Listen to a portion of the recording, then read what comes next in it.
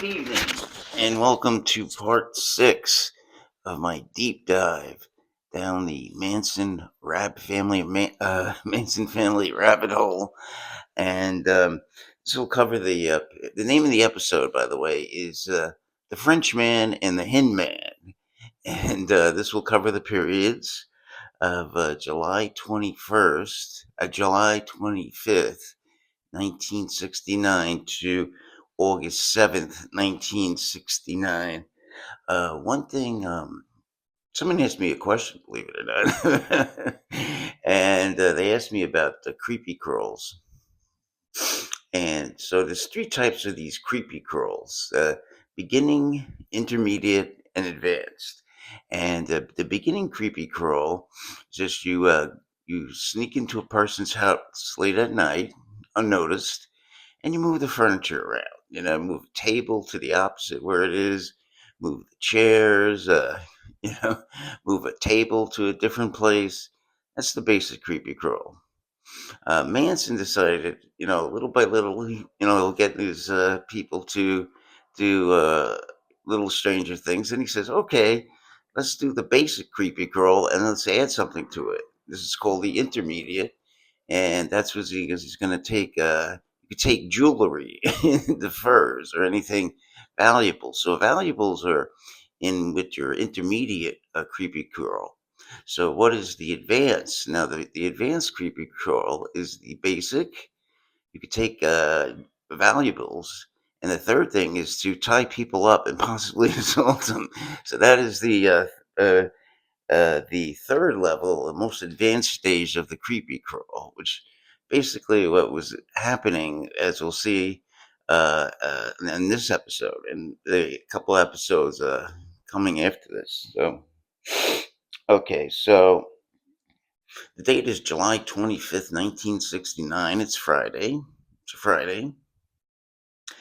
And Bobby Beausoleil, the Frenchman, Susan Atkins, and Mary Bruner pay a visit to Gary Hinman. Now, who is Gary Hinman? Well, Gary Hinman is a musician. Okay, trying to pursue his PhD in sociology at UCLA, and also he's a small-time drug dealer. Okay, and the drug he makes is mescaline. Now, if you know about mescaline, it's basically derived from the peyote cactus, and I don't know the exact process of how this is done, but it's done, and you earn extra money, I guess, processing this drug and selling it, to make money. Now, so they pay him a visit, and Bobby Beausoleil tells him, "Hey, Gary, the mescaline that you sold me, I sold to the straight Satans, and they said it's bad, and they want their money back." Um, so Gary says, "No, that's impossible. I, every so it made the same process. No one really ever complained about it. So they have to be wrong." And so basically, they start arguing, and eventually Bobby Beausoleil hits Gary Hinman. Now you got to remember something from this. They were good friends, basically, Bobby Beausoleil and Gary Hinman. That in fact, Bobby Beausoleil lived in this house in Topanga Canyon for a while. So this became a serious situation. He wasn't giving the money. He said, "I don't have the money. I don't have. I been saving money for this trip to Japan." He was actually taking a trip to Japan. He was big into Buddhism, and Buddhism is very big in Japan. So anyway, Bobby hits him, and so now the reason why Bobby was very motivated to get the money, because the backstory is the Straight Satans, to celebrate their 10th anniversary. They were founded in 1959, and to celebrate it, they wanted to, get a different drug. They were sick of the plain LSD, the same old methamphetamine. So they wanted something new and better. So um, they tasked young Bobby to. Bobby said to him, "Hey, listen, I know. He wanted to get in with the street savings. He thought their whole lifestyle was cool, and you know, riding around on the motorcycle, all these chicks. He thought it was a cool lifestyle. So not a good move on his part. Because when the mescaline in about the third week in July was found to be supposedly bad, and there's things about that may not be true. Um, they came to the ranch, all the straight Satans, and they put a knife to his throat and said, "You better get the money back, or else," because everyone's getting sick. They had a couple of people, hanger-ons, you know, not children, but the women, the mamas, as they call them, in a motorcycle club, go to the hospital. You better get us the money back, or else. Um, so So Bobby goes over there. Now then Bobby pulls out a 45 caliber gun. So he wasn't kidding at this point. So Bobby gives the gun to Susan Atkins, and Susan Atkins starts holding it up. And Bobby says, "I'm going to take a look around." And so Bobby takes a look around, and sure enough, Gary Hinman grabs the gun from Susan Atkins. And then so Bobby now got the gun. Susan Atkins is yelling. One thing about Gary Hinman, he's a very peaceful guy. Not a big guy. He's not a fighting type of person. Wasn't this macho guy. And so Bobby came back and he started to fight with Gary Hinman, and a bullet went off. It just it grazed the kitchen sink. No one got hurt at that point. um, Bobby, so all of a sudden, Bobby then takes kind of control of the situation, and took a while of arguing and discussing, but finally, he got Gary to agree to sign over two vehicles, and they weren't the greatest vehicles, but the value of the two together would amount to $1,000, which he would then give to the straight Satans. And the vehicles were a Fiat and a Volkswagen bus. Um, so he hasn't finally signed it over. And now Manson is involved in this because not only does his side was is done, Bobby Beausoleil, so he got the money, but Manson wanted money because Manson was under the assumption that Bobby had inherited a lot of money, $20,000. It's a good amount today, but even back then it was like 180, $190,000. So Bobby calls him on the phone. By the way, it's not, a lot of details are kind of murky in this, but so Bobby needed more money. And Bobby himself said that, they all drugged up. They're all drugged. And Bobby himself said that it's actually one of the girls who uh, called Manson, but I think basically on the sources I read, it was actually Bobby. So Charlie decides to come over with Bruce Davis at this point, and so Gary said what he was going through was getting beat up by Bobby Beausoleil. He says, "Oh, Charlie's going to make things right. He's going to settle this." So he goes, opens the door for Charlie. He says, "Hi, Charlie. How's everything?" And Charlie whips out a scimitar. Now, a scimitar is, I don't know exactly what it is, but it's not good. It's bigger than a knife. It's kind of like a sword. And he slashes Gary Hinman's ear, right side of his face, and there's like half his ear is dangling out. Um, um, so Bobby screamed out, "Why did you do that for?" And Manson goes, "Trying to show you how to be a man." And him and Bruce Davis, the guy that drove him over, left. Now, um, so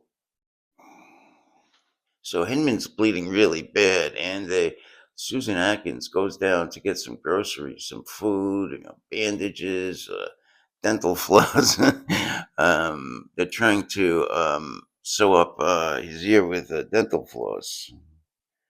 Uh, and but one of Manson's parting words, "You better get the money, Gary, or else."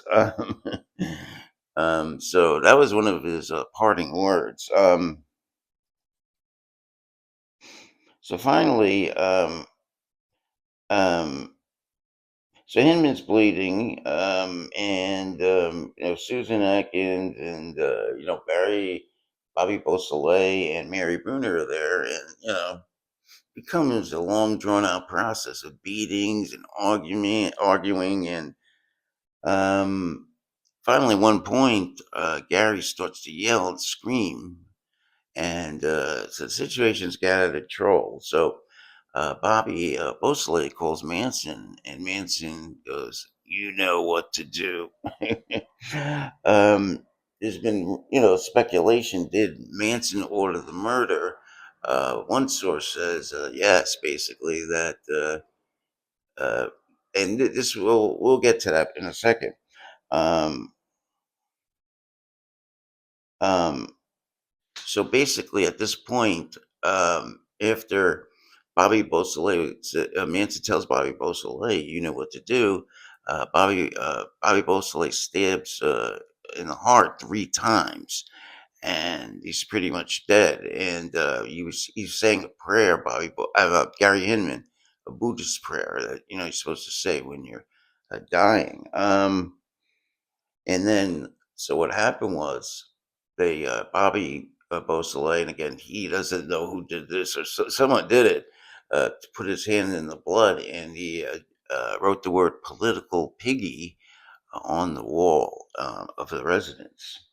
And they also drew out, could have been, Mary Bruner, Susan Atkins. Again, who did this was never quite determined. Put a paw print. Simple, what they were trying to do, they were trying to frame the Black Panthers for the crime. Um, so so what they do is after Charlie and Bruce Davis took the Fiat, and Bobby still had the Volkswagen bus, and so Charlie, to settle the straight Satans, even though they didn't think there was enough repayment, gave them the Volkswagen bus. They had the pink slips, whatever that means. I guess that means the title. They had the title. Now, on July 31st, there was a bagpipe parade in downtown Los Angeles, and Gary didn't show up. By the way, uh, Atkins, Beausoleil, and Bruner took his bagpipes. He's a musician, he played a lot of different instruments.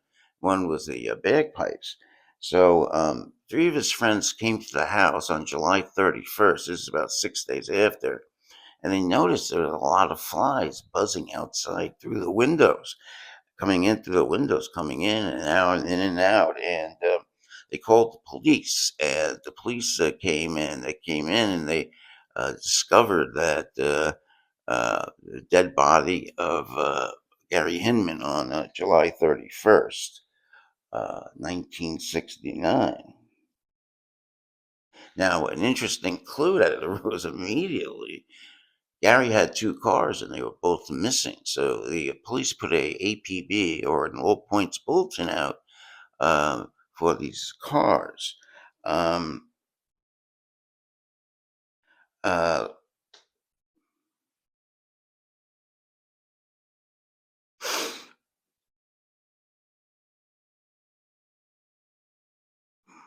Okay, and here's another thing that's happening around this time, around the first week in August. Linda Kasabian and Sandra Good were panhandling out in the Topanga Canyon Beach. And what happened was they met an actor, Saladin Nader, and Nader invited them back to the apartment. Linda Kasabian had sex with him, of course, and Sandra Good was tired, took a nap, and we'll see how that person comes back in episode 7. Okay.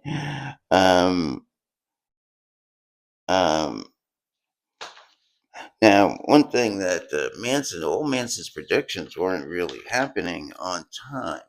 And that was starting to wear on Manson. The race war wasn't happening, and so he's under a lot of pressure at this point. And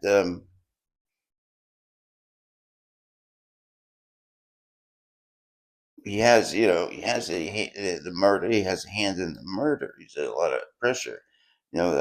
Lots of papas. He thought he was dead to murder, and the Gary Hinman.